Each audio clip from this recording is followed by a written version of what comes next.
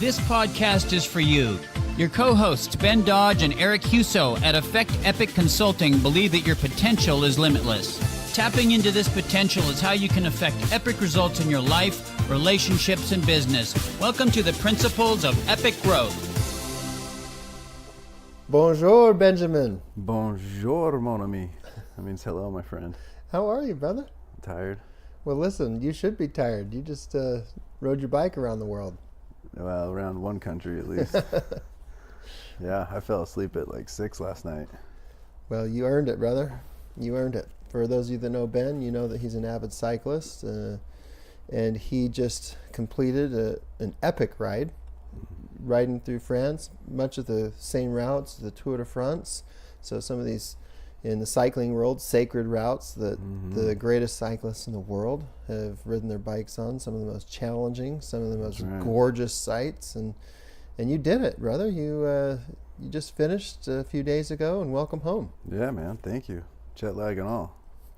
Jet lag and all, but your jet lag's better than most people's normal, so it'll do. Okay, we'll take it. It'll do.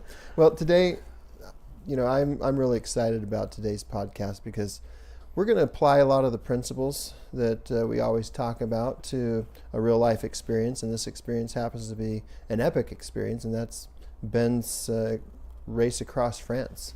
And we're going to look and see how those principles played into his experience there and how it led him to finish and have an incredible experience with that.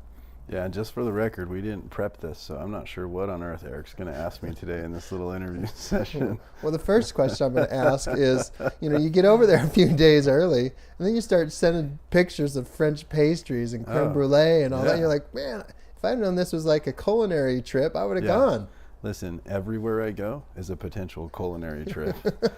Like, I love food. You know that, dude. Yeah, I do. yeah. There is almost nothing in this world that's more exciting for me than food. And to try food in other cultures is like a dream for me. So, you're in France, and fortunately for me, it wasn't the first, probably not the last time I'll be there. So when I go, there's things that I'm looking for.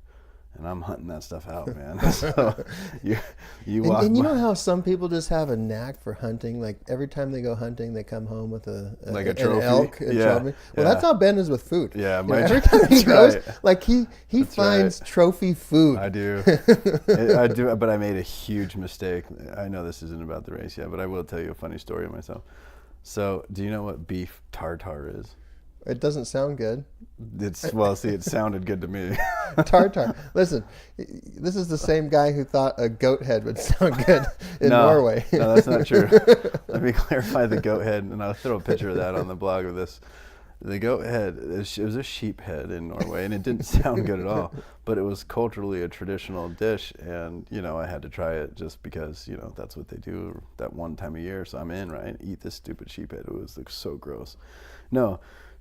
Beef tartare. I'm on the beach in the Mediterranean in Nice, and the waves are crashing. It's just a great scene, little candlelight everywhere, and we're eating dinner just 1 or 2 nights before the race.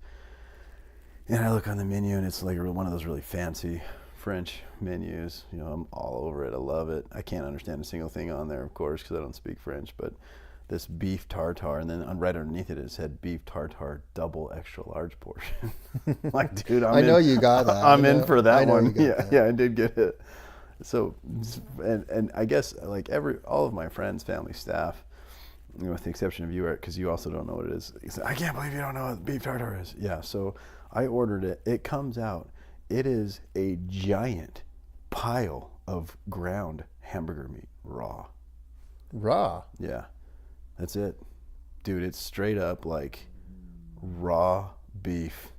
Now, I just got indigestion thinking of that. Yeah, my jaw hit the table, and I was like, what the H is this? Like, there's no way I'm eating this right before I ride my bike across the country. I'm going to freaking have the poops all the way across France and worms and who knows what, right? Now, obviously, they season it and they put all kinds of stuff in there, but it's straight up like hamburger meat. Like, you're like, they forgot to, it's in a big old thick, it was 2 inches thick. and probably a diameter of 5 to 6 inches. I mean, it was this giant. You could have made like 3 or 4 hamburger patties out of it. I'm like, the chef missed a step. I was like, talking to the waitress, I'm like, undercooked. Are you sure he forgot to like flame broil this a little or something, you know? And so I had it sent back, which for me is just a huge thing I never do. Like, it's just rude, right? Plus the chef, you know, over there, they take even more pride in their, I think, dishes than sometimes we do. And so anyways, about 2 to 3 rounds of sending it back. And finally it just came back as a big pile of browned, you know, hamburger meat, essentially like taco meat is what it ended up looking like all. But when it first came out, it was this giant pile of meat. I was like, gross, dude, I'm not even remotely eating that. But yeah. Well, beef tartare. We'll know not to order that. Don't do it. But the creme brulee? Yes, and the crepes and the gelato and the pastries. It's all good. And the bread. Yeah, I could go on. So the cheese. Dude, just love the food over there. All right. Well, let's jump in. And let's talk a little bit about what inspired you to sign up for this race across France. You know, what was it that was driving you to do this? Dude. Man, that's a really big question. I get asked that a lot, actually. What drives me to go do these, what some people call, you know, stupid and crazy things, these big, long, hard rides. In this particular case, I qualified for a race across America as a solo cyclist. You know, it's 3,100 miles, and I qualified for that race, but dealing with some Schirmer's neck injuries, like I was unable to, you know, execute on that. So even though I qualified, I didn't feel like I could sign up yet. And so this one was like the next best thing in my mind, just epic. It's almost as hard in terms of the same amount of elevation gain. It's not far off from the same amount of feet that you climb in half the miles though. And so I was like, wow, that's got to be hard. And but it's shorter because it's half the miles, so I felt I could probably pull that off with the medical conditions. And so yeah, but what drives anyone to do hard things? You know, what is the reason for being out there? What are you hoping to accomplish and find out? Is probably a pretty deep thing and probably very individual for everyone. You know, so for me, it just feels like a calling almost. You know, I feel like as long as I've got breath in my lungs, I need to push. Mm-hmm. Push until I collapse. You know, there's things I learn from it. There's things my son learns from it. So until I die, I'll be out there finding the limits. The reason why I ask is because you signed up for one of the most challenging things that a human being can do. Like, it was really just, you push your body to the limits. And we'll get into this later, but I mean, I'm sure there were times you're like, what am I doing? And like, where your body is just screaming at you, stop, I can't do this anymore. That's right. And knowing why you do something, knowing what your intention was, really is the power that gets you through those moments where you can recognize the cause that you're committed to that's greater than yourself.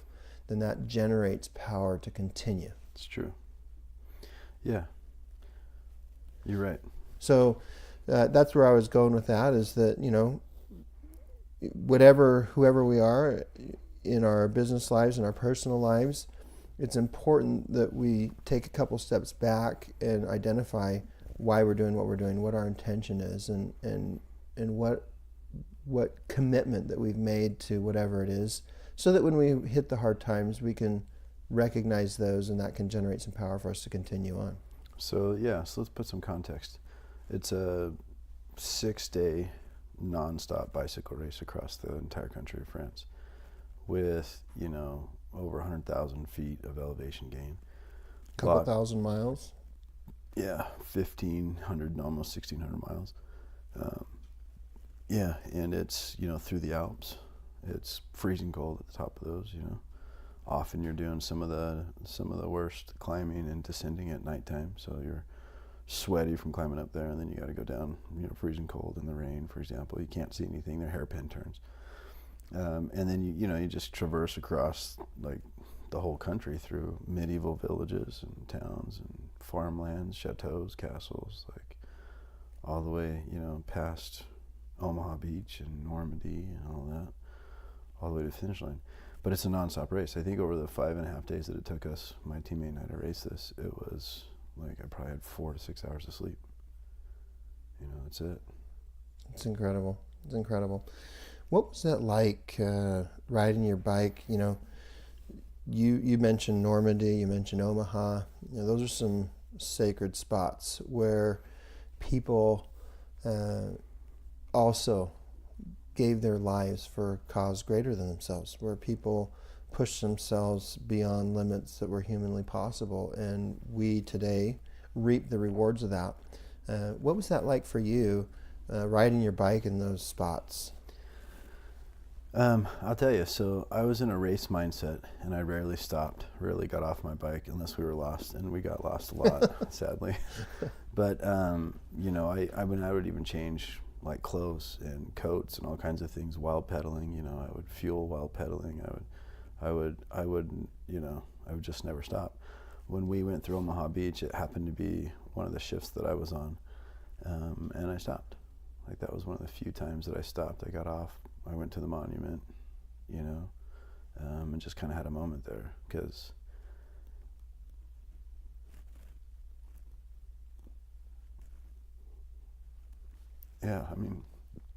a lot of people gave a lot for our country, and they did it right there. And so, it was powerful to feel that. And it was, not obligatory by any means, but to me personally, it was like almost duty bound to make sure I stop, pay some respects, and then I kept racing. It was a race. It's not like I dilly-dallied, but I think we took a photo there too, and then we kept going. But yeah, it's powerful to feel that. They were doing something totally different, but they gave their lives for that. But when you're out there racing, and for me, it's bigger than myself. Setting a standard for myself and for my family, and particularly my son, as to how difficult things can be accomplished regardless of your circumstances, is something bigger than myself. And so you feel connected, right? You feel connected to what happened there, even though, like, I'm not a soldier, never have been, and what I'm doing is far easier than what they did, but it was still a powerful connection and experience. So yeah, it was neat. You use that word powerful, and power is being able to make a difference in a situation, regardless if you're there or not. And those soldiers, by their actions, by their choices, by their leadership, by their sacrifice, by their commitment, they exercise power over you. Absolutely. They're long dead, decades right? later. Yeah. Decades later, yeah. Yeah. And that's the great thing about what you've done, Ben, is you've, in your own realm, have made some powerful commitments to causes greater than yourself, and you are making similar impacts on people in your world, and you've mentioned your son a couple times, and I'll just speak for my own self. Like, I was following you on Facebook as you're going through this, and one comment was something to the effect of, I don't know how you do this, like, I could never do that. And my initial response was, yeah, you can. In fact, Ben is showing each one of us that we can. He's showing each one of us that we can do more than we're doing. Like, we put limits on ourselves and we box ourselves in, and he's inspiring me, showing me, demonstrating that, hey, I can do more than what I'm doing. And so that's powerful leadership on your part, where you're inspiring people now and generations now that we don't even realize, just like those soldiers, they didn't realize that 80 years later that you and I'd be talking about them and the impact that they made on us personally. And you're doing the same thing in your own realm, in your own world. Yeah, and so that's intentional, right? I have an intention with what I want to create for my family. Mm-hmm. And that's something that has to be demonstrated. It has to be tried. It has to be proved. It has to be put under a crucible. The characteristics and the character traits, the qualities, the lives essentially, that I want to affect and impact, are forged. And they're forged first and foremost by me, like extreme ownership. I have to own what I want in my own family, and so I have to walk the same path, and set the standard. I have to demonstrate that. Let's jump back into the race and talk to us a little bit about some good times when you're on your bike. You've mentioned some of the beautiful villages and sites and castles and chateaus and just the if you could just kind of paint a picture for us of some of those good times on the bike. Maybe they were on the first day. Yeah, right. Maybe the first day and the last day. What was the highlight for you when you were on your bike? Dude, there's no way I can pick one. Essentially, there really aren't words. I was thinking about this for days now, since we've traveled back and been home for a couple of days. Like it's hard not to think about the whole experience, and there just aren't words to describe like what I was able to see. Just from a visionary perspective, the backdrops and the sceneries were just, ridiculous. Like there just aren't words. I know the Colorado Rockies, for example, are a little bit taller than the Alps, but the Alps start more at sea level. And so they tower. They look just like these towering mountains. They look taller, in fact, than the Rockies by a long shot, just because they start so far lower, right? And you're in a valley, some farmland valley with like these ridiculously beautiful cows, not like our sickly American ones. These things are giant, they're plump, they're amazing, they're healthy. They have the big little cowbells, every step is dingling kind of thing. It's cool. And then you look up and it's as far as you can see in terms of height, some Alp with a windy, like hairpin kind of road, because there's no way you can get up there without it being like a hairpin road. And even then, it's probably 10% grade. They're sustained 9 to 10%ers the whole time. Yeah. Sustained, yeah. And so then that's your path, like you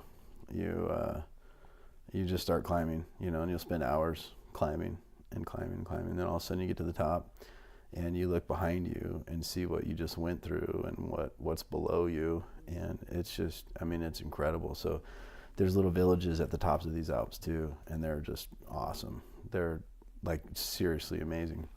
You get out of the Alps. We spent a couple of days in the Alps. You get out of the Alps, and now all of a sudden you're going through some of the French countryside. Lots of rolling, hills, and some little mountains to climb.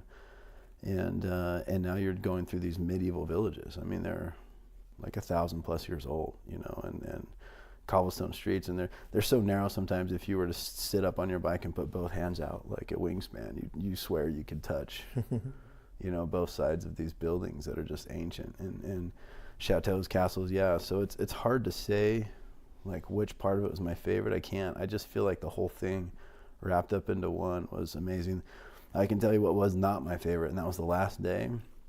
The last half of the last day was just a straight up gnarly headwind, like just right in your face, And for those of you who've ever ridden a bike, man, when you're finishing up a race and you're in a headwind, it's like a slap in the face. It was a kick to the nuts, dude. It was tough. It was like it was strong. It's so much so that my bike tilted, and so I had to ride leaning over to the left just to kind of keep upright. It was like a head crosswind, and it was nasty. And it was windmills and stuff in the background, right? So, it's historically obviously a windy place. And that was definitely not my favorite, but the rest of the course was amazing. Yeah, and all of it. You'd ride by, these towns, and there's these little old ladies like walking back from the bakery, and they're waving and cheering you on just because you're a cyclist. Like over there, you're loved. In our country, you're hated, but over there, you're loved. And it was just neat. It was just neat just to smell the bakeries, to smell the flowers, to see the scenes, just to take it in. I finished this thing, and I feel really connected now to that country, because through the bike I was able to experience that country, experience the food, the culture, the terrain, the villages, the towns, the big cities even. And it's hard to not just like have that soak in. I've always been kind of a fan of France just because I'm a cyclist, and I've been to Paris a handful of times and loved it every time. I love the food, of course, as you know. But now as a just as a country, I love the country. Like I definitely feel connected to it. It's a pretty cool place. Now you've given a couple hints about some of the challenges. You've got, first of all, you've got just the sheer physical effort that's required. You've talked about some weather issues of being up in the high Alps and the cold temperatures, and you've talked about rain, and so you've given us a little hint of some of the challenges. Yeah. But could you compare and contrast the physical challenges that you experienced on the bike with the mental challenges that you had on the bike, and mentally, how you were able to, maintain your commitment to finish? Because, like I said, our bodies will start to scream at us when they want to rest, when they want to sleep, and we've got to be able to talk that body off the ledge. They'll more than scream. They'll just quit on you. Yeah. Your body will actually quit on you, and you have to jumpstart it mentally. It'll think it's done. So if you could just kind of walk us through some of those physical and mental challenges that you faced, and how you got through that. Yes, let's be clear about mental challenges. Most people maybe have not made this connection, but you only are challenged mentally if you're beyond a certain point physically. Like the real hard mental and emotional challenge that you'll face is in an athletic domain. Yeah. Is because you went to a space physically where you just think it's over. Mm-hmm. And that's one of the beautiful things about the whole Navy SEAL Kokoro training, is that they put you there fast. Mm-hmm. And they put you there fast on purpose, and then make you endure the whole week so that you can know that you can do a whole lot more than what your body thinks that you can do. In fact, one of their principles is you can do 20 times what you think you can do. And they make you experience that. As long as you're willing to stay in and not ring the bell, then you'll experience that firsthand. And so that is a powerful tool for me to already know that I can do 20 times what my body tells me I can't do. So I just turn it off. So, for example, some of the climbs were so steep and so sustained. We don't have anything here in town, like where we train, that's even remotely like it. Usually is like 2 to 3% grade, and that's like 4 miles. Yeah, 3.5 to 4 miles at an average of about 3%. It's flat over there in France. When you hit a flat section, you're at about 5%, which is akin to Mount Lemmon. It's crazy. So you're there's times I was going like 3 miles an hour trying not to fall over because it was just so steep and so hard. And so your knees start to hurt, your legs of course are burning. And then, I get bad news, like the motorhome's lost, and so my teammate won't be able to relieve me for my designated shift. I planned energy expense and expenditure watts, for example, based on a certain amount of hour. Plan nutrition based on a certain amount of hours out there for my shift. Middle of the night, I'm climbing in the Alps, and now I'm told we have no idea when they're going to be here. So my choices are to sit there on the side of the road until they come find us, at which point we just basically pause the whole race, which is not risk of timing out. Not even remotely an option in my mind. There's no way. So we just keep riding. One particular night, it ended up being, we were supposed to do our longest shifts were supposed to be about 4 hours, and this one particular night I went about 6.5 hours because the motorhome just couldn't get to us. It had to take an alternate route. It got lost, and we were in the top of the Alps, and it was raining, and it was super cold, and I had my warm clothes and change of clothes in the motorhome so that I could just finish the shift and get on. But we exceeded the time limit, and so I didn't have a lot of choice but to keep pedaling. And we're going towards another summit and another summit and another summit. Like, for example, the whole famous Alpe d'Huez climb in Tour de France, there's like 3 more summits past that. And our race director made us do every one of them. And since I was extended, in the time, like that was one of my obligations then, is to just keep pedaling. And I'm soaking wet from rain, and it's freezing cold. There's little patches of snow and stuff up there. And it just sucks, basically. It just sucks bad, because every time you look down at your Garmin and you're looking at how much time has elapsed, you're like, I'm way over. Like, I could be warm right now, I could be in the motorhome right now, but you can't even remotely allow yourself to think like that. The only thing you can think about is, what's my real goal here? Well, my goal is to get to the finish line, and I'm not going to do that by sitting on the side or sitting in the car trying to warm up. So I talked to the couple guys that were in the crew van with me, and we found that there was an old pair of rain pants that I had put in there that I forgot I'd put in there, and a t-shirt. Actually, we didn't know about the t-shirt at first, so I took off my bicycle kit and put on this old pair of rain pants, and it was just rocking rain pants and bare chest for a little while, because that was better than the cold whatever. And I hope we got some pictures of that we can put on. And found this old t-shirt, and I was like, perfect. So, you got all this fancy equipment, and I end up riding this, a decent section of the Alps in rain pants and a t-shirt, like just totally ghetto, up there at the top. And you're going these hairpin turns. It takes all you have. To get up there. And there'll be little signs that, say one way is this way, but the other way is Cole does something or other, like C-O-L or C-U-L, I forget how they spell it. It basically is French for pass, like some sort of mountain pass. And you just learned after a couple of days that if there's a sign and one says this way and the other one says another way and it says Cole does something or other, then you're doing that one. Like you're doing the mountain pass. So we started teasing every time we saw a sign that said cold, something, right? Fill in the name of the mountain. That's French for, well, I don't want to swear. A really big, hard climb. Like that's what that is. That's what that's French for. And I love that your race director wanted to just stick it to you like that. Yeah, dude, he made us do a lot of stuff. And so, when you're out there, I mean, like I said, you're cold. For me, I was cold. I was wet. My neck, is still a problem. 2.5 years later from Race Across the West, I still, I don't know what the deal is, but it's just not all the way better. So it's in so much pain that I can't even squeeze the brakes going downhill. Some one-handed descending, which is obviously not a good idea, in the rain, right? In like 3 a.m. And I'm freezing cold. Can't squeeze the brake because it hurts so bad. And that was the gift that kept on giving, is the pain. And so I'd get off, because I was holding a higher amount of watts than I had planned throughout the race, because I just wanted to finish. And I constantly felt like I had to make up time, and so that because we were behind a lot from missed turns and some stuff, right? And so I wasn't just riding, I was racing.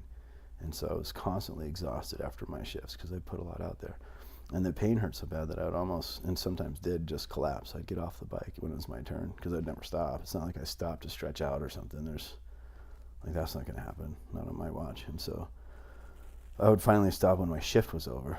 And when we found our motorhome and the next, my teammate can finally switch, that's when I'd finally stop and I'd collapse. And sometimes I would just bawl.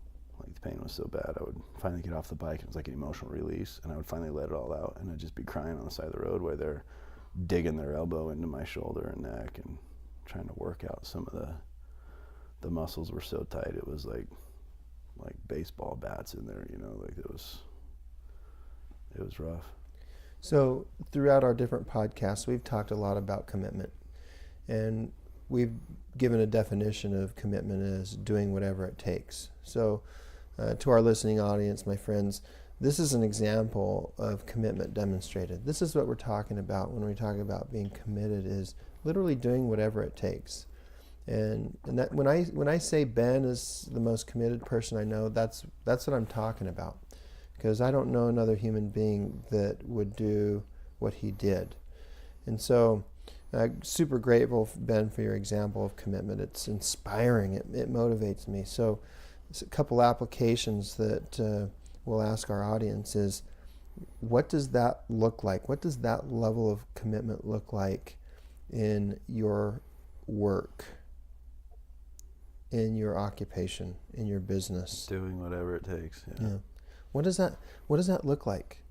And really spend some time pondering that and reflecting that, and you'll get some inspiration, you'll get some ideas of what you can do to be a greater demonstration of commitment. The second question I'll ask you is, what does that look like in your relationships, in your personal relationships? If you're married, what does that look like with your spouse? If you have children, what does that look like with your kids? What does that level of commitment look like in your personal relationships? So let's talk about that for just a minute in terms of the race, and this will help.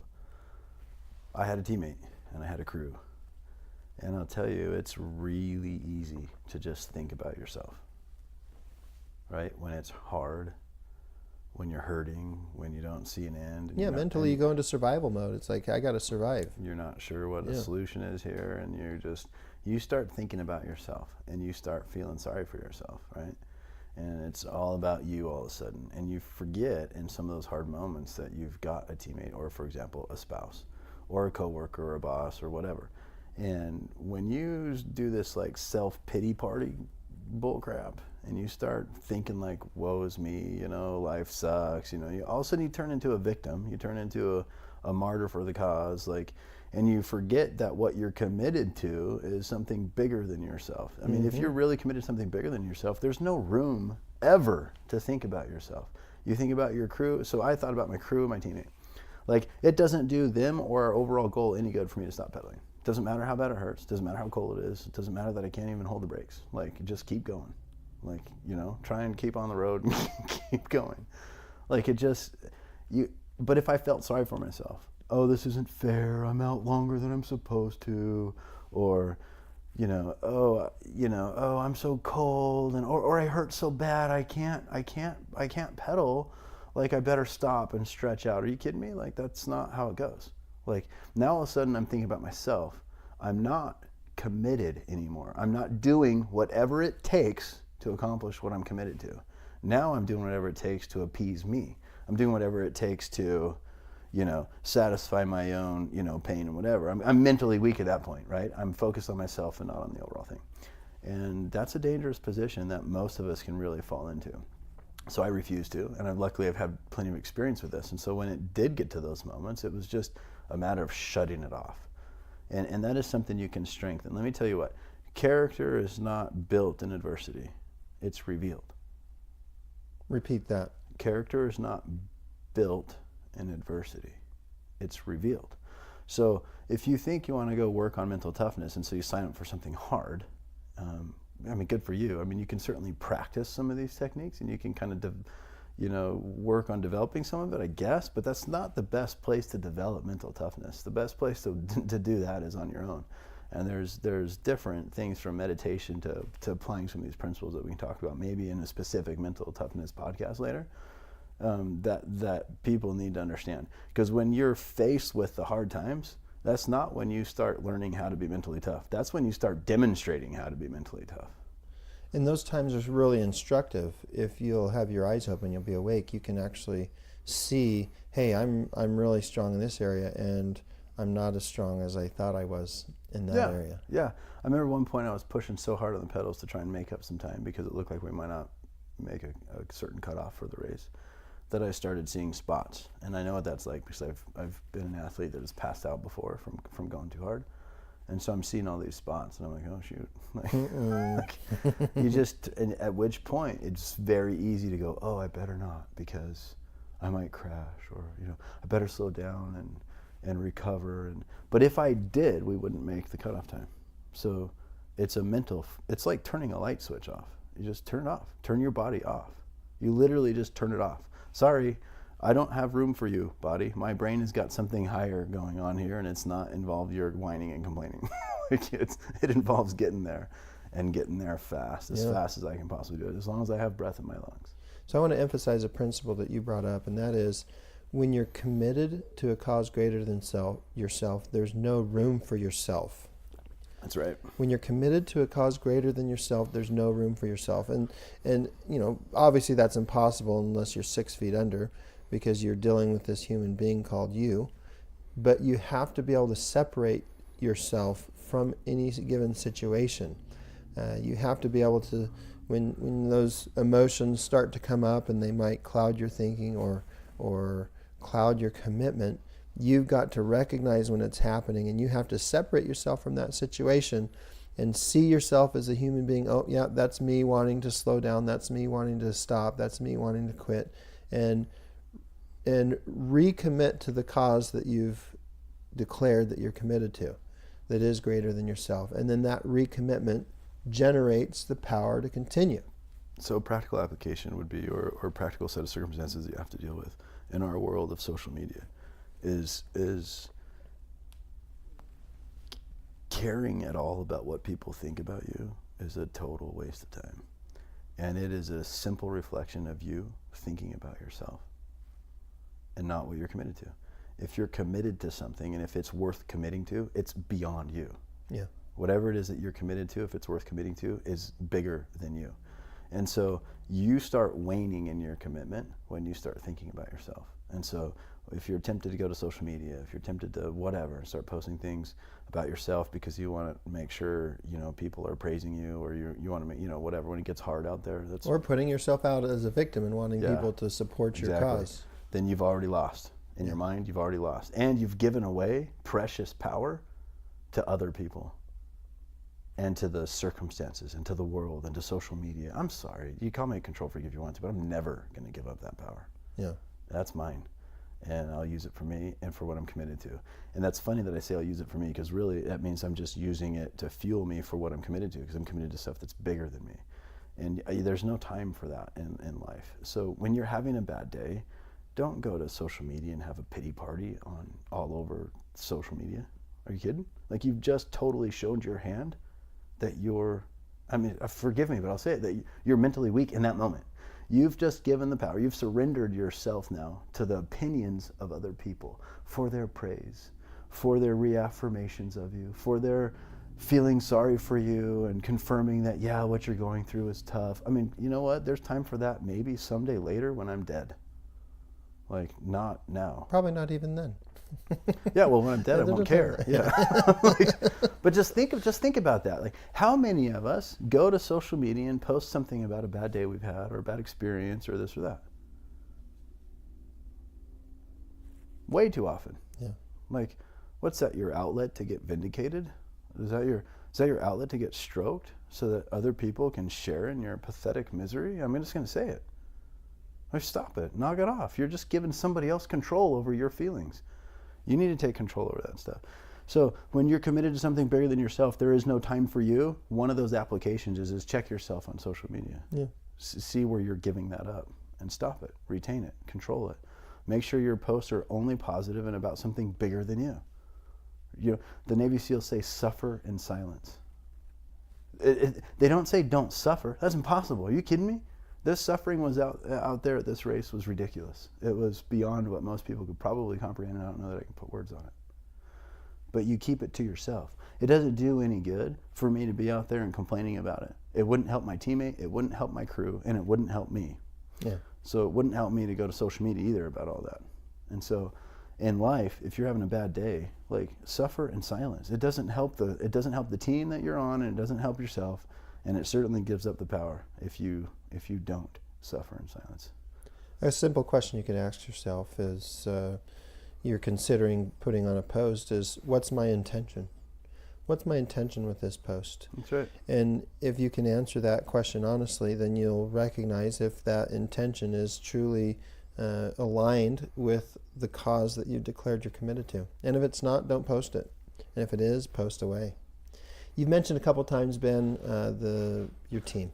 You had a partner that you switched off with, and you had a crew that even though they weren't on a bike, incredible. They weren't sleeping. They were driving. They were incredible. They were working. They were feeding you. They were, taking care of you physically. Like, talk to us a little bit about a role of the team, and the impact that their commitment had on you. I hope I could. I mean, these people, they're out there, forgive me for being a little emotional, but they're turning themselves inside out for you. In some cases, they're giving up their entire year's worth of vacation to be there. And they're not getting paid. They're volunteering. And, this feeling of a team is precious to me. It's very sacred. So when I'm out there, I'm riding a lot for them as well. Like, I feel like I can't afford to stop because I'm hurting. Like, they're sleeping just as little as I'm sleeping. They're working just as hard as I'm working. And it's not easy. It's not easy being on a crew for this kind of stuff. If anyone's been there, they know it's one of the hardest things you can possibly do is go crew. And so when I'm out there and they're crewing like that for me, out of respect to them, I'm going to pedal as hard as I can, every pedal stroke, every minute, as long as there's breath in my lungs. And their support, they rally behind you. When you're putting that kind of effort out, it's just as synergetic, right? It's contagious. And so, their effort, the standard that I'm setting for myself and for my family gets contagious to them. And then they rise to this level of incredible support and hard work and sacrifice that then feeds me to another level, and back and forth and back and forth.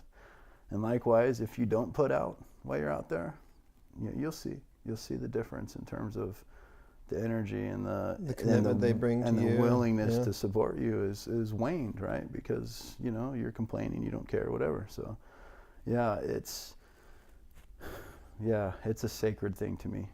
Teams. The only way that I could ever successfully finish this is because of a team environment, a team concept. And particularly with the crew, like the crew helps us. My teammate and I couldn't have done this without a crew being there for us and having our back. We made a lot of mistakes. This is the first year this race is ever held. We're the first Americans to ever do it. And we don't know those roads, and we certainly don't speak French, and we don't know those directions. And we got lost a lot. I'd say every shift I had, some shifts were an hour, some shifts were 4 to 6.5 hours. Every shift I had, there was a minimum of 4 to 5 missed turns. A minimum. I never was on the bike once with no misdirections.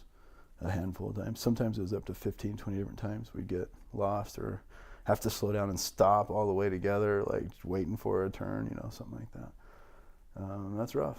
That's hard. It would be easy to get frustrated at them, how come you don't know the directions? And I did feel some of that, but then it's easy to remember pretty quickly that they're doing their best, and they're just doing their best. We're the foreigners in the country, so that just became part of the obstacle to me, and so it just is what it was. And I hope I did a good job of keeping that in check, some of that frustration, because I do know they were doing so well and they were trying really hard.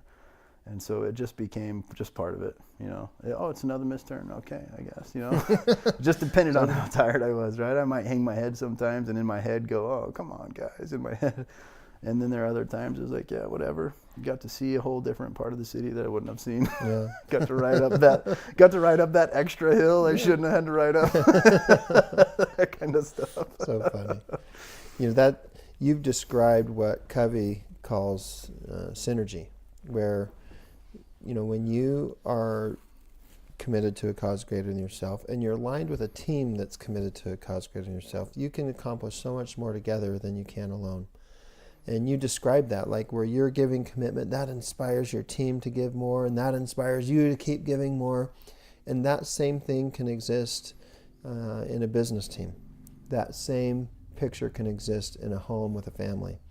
And when as a family you've declared what you're committed to, and one person in that family just demonstrates that commitment, that inspires everybody else to demonstrate that commitment, which then it inspires that person to continue.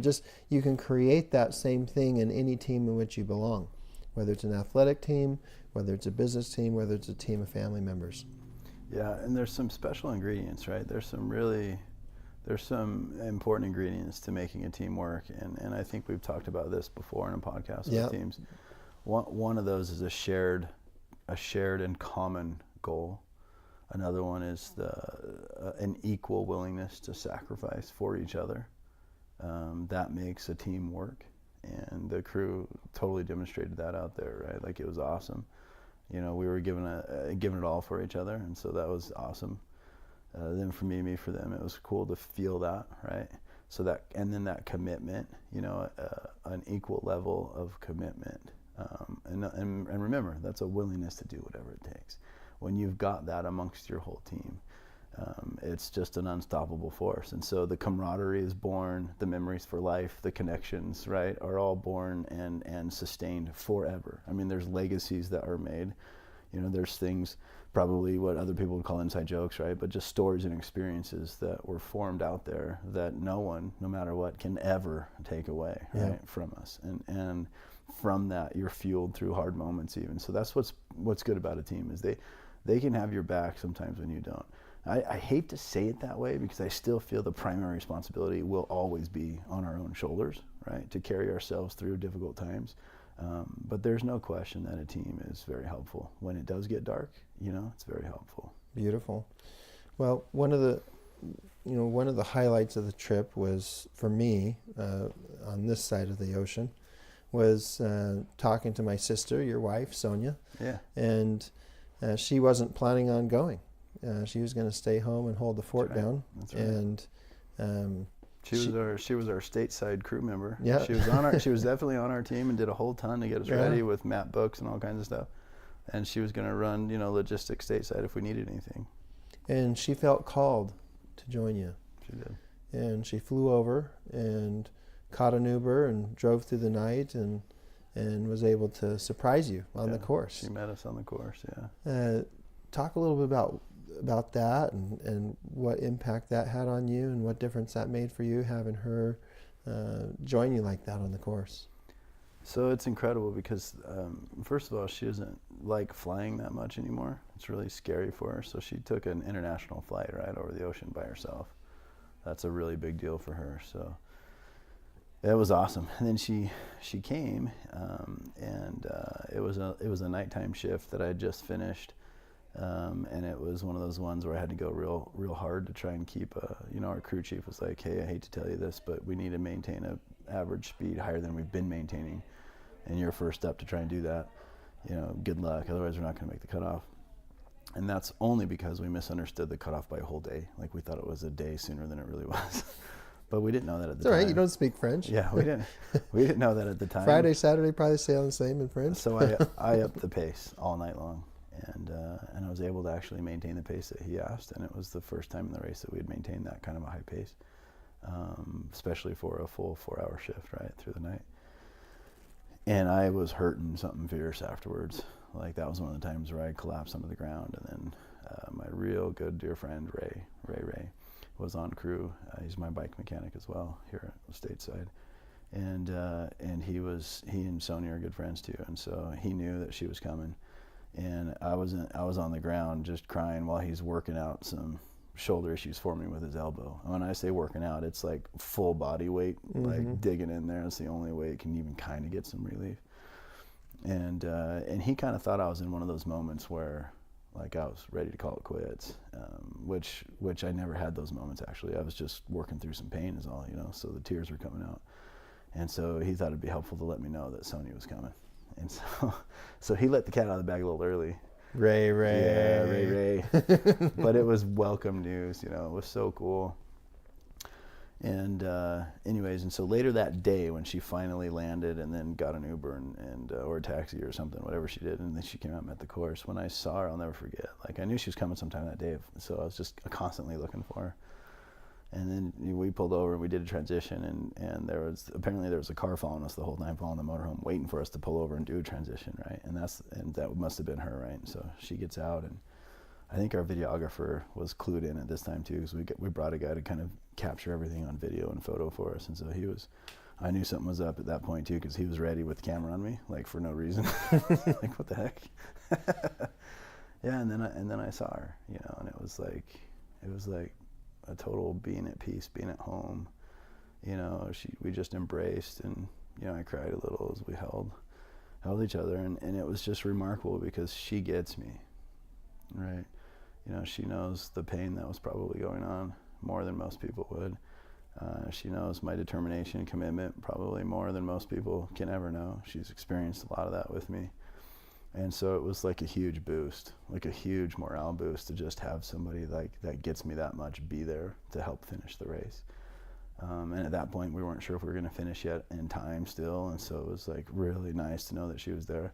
From a crew perspective, she was a fresh crew member. Like right. we kind of burned through sleep a lot, or the lack of sleep on everybody else. And so she was able to relieve some people, and they got some naps finally. And so, I mean, this all around, it was just super amazing. I mean, it was just so nice to have her there, so she would I had someone to kind of take care of me a little bit now. So when I was off the bike, she would work on my neck and shoulder a little bit. And then when I was on the bike, she was just all in, right? Like all in. It's beautiful. That's a beautiful partnership there. And I can relate to that on some degree. I remember my very first Ironman. I was coming down the hill on the 19 from Vail down into St. George, and was looking for my family. I didn't know where I would see them, and there they were on the side of the road in Winchester Heights, and just like I just started bawling like a baby, like totally unexpected. Like Yeah. I just started bawling like a baby. And, you know, they were the reason why, you know, when I wanted to quit, like, no, you know, my family's going to be at the finish line. And That's right. Yeah. So what a beautiful experience. Well, thank you so much, Ben, for sharing these personal experiences and inspiring. You know, I'm motivated to set my alarm a few minutes earlier tomorrow and get in a few extra miles on my bike. Well, I still have jet lag, so I've been waking up at like 2 and 3 in the morning and making nachos. Just give me a call. We'll go right together. Hey, if anyone's awake at 3 o'clock, just head over to Ben's. He'll have a plate of nachos for you. Yeah, we shouldn't. Let's be clear. We shouldn't be eating nachos. But I did some math. I burned 35,000 calories during those 5.5 days. You earned a plate of nachos. And I earned a plate or two and of nachos. And a couple creme brulees. Yes. Yeah, so I did about, I don't think I have it up, but I did about 900 miles, 69 or something, 70,000 feet. And my average pace was like 15 something miles an hour, which as an individual is really good. That was faster than the winning team's average pace. So like it was a great experience for me individually. Like I set some personal records. I even got some top 10 cups actually on Strava when I was out there. That's beautiful. That's pretty cool. That's beautiful. Like, I mean, I was just putting it all out. It was fun. For those of you that aren't cyclists, you know, if you're a decent cyclist here in town on flats, you're going 22 miles an hour. And if you're climbing usury and you're a strong cyclist, you're going 15 miles an hour. And if you're average cyclist, you're going 10 miles an hour. And a lot of people are. So the fact that the elevation gain that you accomplished and an average pace of 15 miles an hour is Herculean. So just truly inspiring. Thank you so much. You bet, dude. Let's do it again. It's awesome. Awesome. Thanks everyone out there. Surely we did feel your support. I know there's a lot of you following us and following the little blue tracking dot and watching, and I sure appreciate it. It didn't go unnoticed. So remember to be mentally tough. Don't feel sorry for yourself. Get off any self-pity pods. There's a few principles out there that, you know, you should. And be committed to a cause greater than yourself. That's a big one. Yep. Know your intention while you're out there. Yep.